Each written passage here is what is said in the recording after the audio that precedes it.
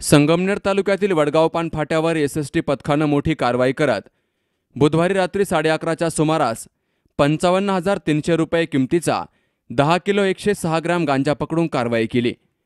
या प्रकरणी पोलिसांनी 2 आरोपींना अटक केली असून तालुका पोलीस ठाण्यामध्ये गुन्हाही नोंदवण्यात आलाय। लोकसभा निवडणुकीच्या अनुषंगानं संगमनेर अहमदनगर रस्त्यावरील संगमनेर तालुक्यातील वडगाव-पान फाटा या ठिकाणी एसएसटी पथकाकडून नाकाबंदी आणि वाहनांची तपासणी करण्यात येत होती।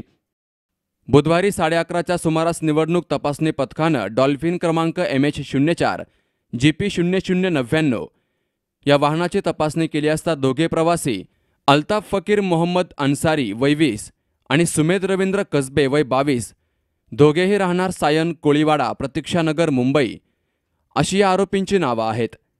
आरोपीकडे एका बॅगेतून 27,100 रुपये किमतीचा 5 किलो 42 ग्रॅम गांजा तर दुसऱ्या बॅगेतून 28,200 रुपये किमतीचा 5 किलो 64 ग्रॅम गांजा असा एकूण 55,300 रुपयांचा 10 किलो गांजा जप्त करण्यात आला।